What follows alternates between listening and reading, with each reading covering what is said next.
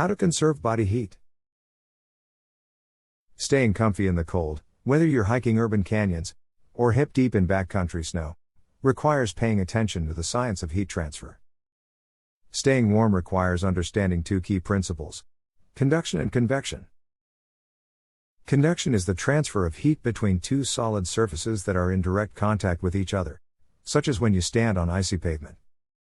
Convection is the transfer of heat between a mass, such as your body, and a moving fluid or gas, such as an icy wind that whips around every inch of you.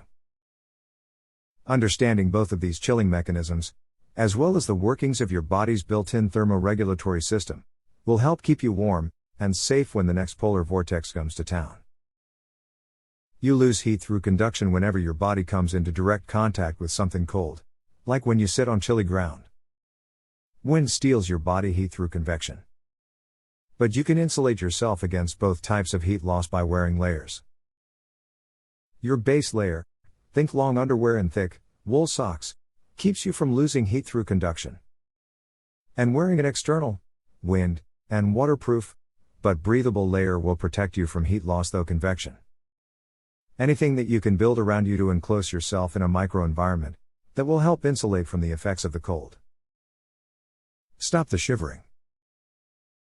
Think of shivering as a warning sign that you need to get yourself someplace warmer, fast.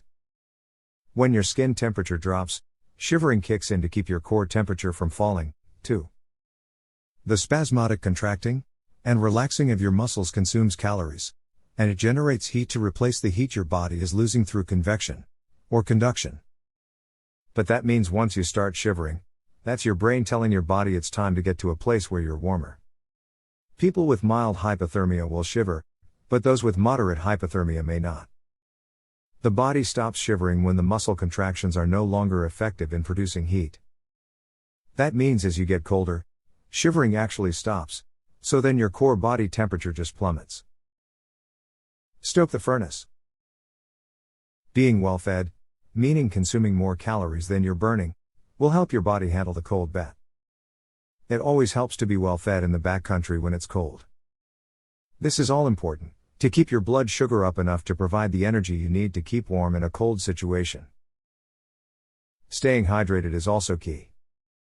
Your body will tolerate the cold much better if food and water balance are maintained.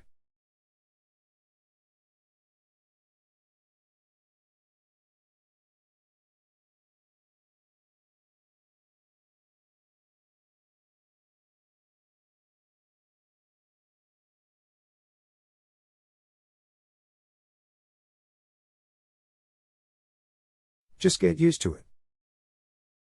You can acclimatize yourself to cold weather. People who are outside a lot and spend time in the cold can actually reduce their set point, it's called, before they respond to cold. The mechanism through which this reset happens is not fully understood, but a type of body fat called brown fat may play a role, recent research suggests.